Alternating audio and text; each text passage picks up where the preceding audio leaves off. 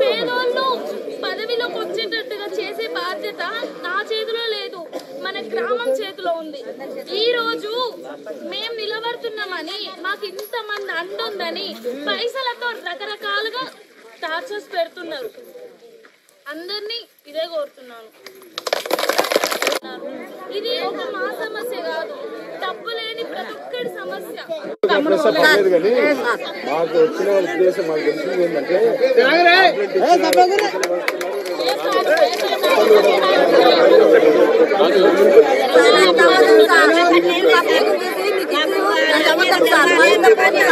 సంఘాలలో అందరం అభివృద్ధి చేసుకోవాలి అని మేము అందరం నిలబడ్డాం సార్.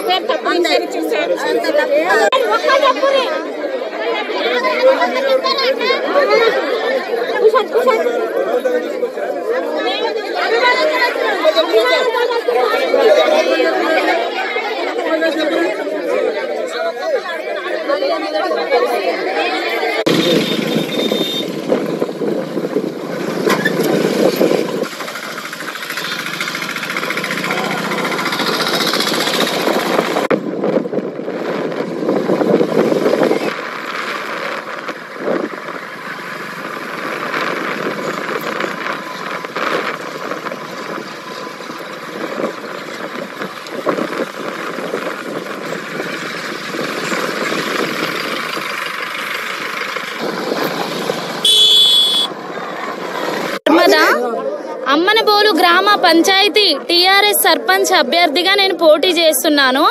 ఈరోజు ఇక్కడ యువకులు కానీ మహిళా సంఘాలు కానీ మహిళలు ప్రతి ఒక్కరు గ్రామ ప్రజలు మొత్తము నాకు సహకరించి నన్ను ఎన్నుకోవడం జరిగింది.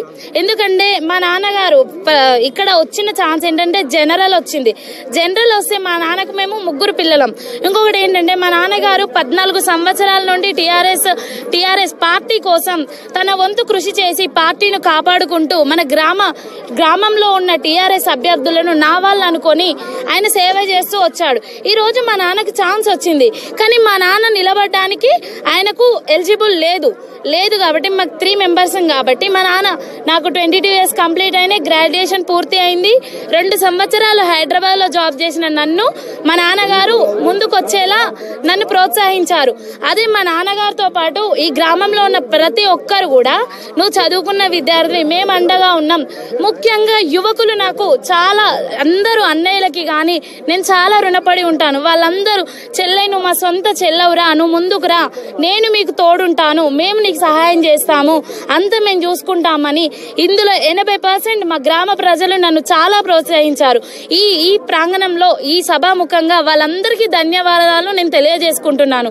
ఆడపిల్లనైన నన్ను ఎమ్మెల్యే గారు ఆశీర్వదించి నువ్వు బాగా రాణిస్తావు, మాకు నమ్మకం ఉంది, మేము నీకు సహాయంగా ఉంటాము అని వాళ్ళు మమ్మల్ని ప్రోత్సహిస్తే నేను ముందుకొచ్చాను. ఇంకోటి ఏంటంటే ఇంత నమ్మకం పెట్టుకున్న నా ప్రజలు నన్ను గెలిపించిన తర్వాత ముఖ్యంగా మా అమ్మనబోలు గ్రామము చాలా వెనుకబడి ఉంది. ఈ రోడ్లు ముఖ్యంగా మా అమ్మనబోలు గ్రామంలో చాలా రోడ్లు అయితే చాలా ఘోరంగా ఉన్నాయి. ఈవెన్ ప్రజలకి చాలా ప్రాబ్లం అవుతుంది. రోడ్లు లేవు. ఇంకోటి ఏంటంటే మురికి కాలువలు లేవు. నేను ఇంతకు ముందు నా గ్రామం మొత్తం తెలియదు. ఇప్పుడు ఊరు మొత్తం 20 రోజుల నుండి నేను ప్రచారం చేస్తున్నాను. ఊరు మొత్తం తిరిగి చూసాను, ఎక్కడ రోడ్లు బాగాలేవు, ఎవరికి పెన్షన్స్ రావట్లేదు, ఎవరికి ఇల్లు లేవు, ఇవన్నింటిపైన నాకు అవగాహన వచ్చింది. ఈ రోజు నేను తిరిగిన దాంట్లో నేను చేసిన సర్వే ప్రకారం 62 సంవత్సరాలు నిండిన వృద్ధులకు కూడా ఇంకా పెన్షన్ రాని వాళ్ళు ఉన్నారు. మెయిన్ వాళ్ళందరిది ఒక లిస్ట్ తయారు చేసి వాళ్ళకు పెన్షన్ వచ్చేలా గానీ, ఇల్లు లేని వారికి ఇల్లు, రోడ్లు లేని వారికి రోడ్లు, మురికి కాలువలు గానీ ఇవన్నీ చేస్తామని నేను ఈ సభాముఖంగా అందరికీ తెలియజేసుకుంటున్నాను. నిన్న ఒక రోజు ఏంటంటే ఎమ్మెల్యే గారు కూడా వచ్చారు. ఆమె బలపరిచిన గొంగిడి సునీతా మహేందర్ రెడ్డి గారు బలపరిచిన వ్యక్తిని నేను. తను ఏంటంటే నన్ను గెలిపించి తనకు అప్పచెప్తే ఇవన్నీ చేస్తానని మాకు అందరి ముందు సభాముఖంగా తను హామీలు ఇచ్చింది. ఇవన్నీ నెరవేరుస్తారని ఎమ్మెల్యే గారి సహకారంతో నేను గ్రామ అభివృద్ధికి నేను గాని నా తండ్రి గాని మా గ్రామ ప్రజలందరూ సహకరించి తోడుగా ఉంటామని ఈ సభాముఖంగా అందరికీ తెలియజేసుకుంటున్నాను.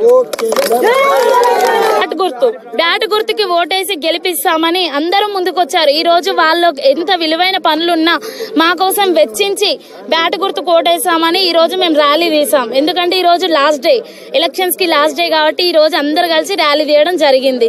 అందరికి ఈ ఛాన్స్ ఇచ్చినందుకు అందరికి గ్రామ ప్రజలకి ముఖ్యంగా మీకు గాని థ్యాంక్ యూ చెప్పుకుంటున్నాను.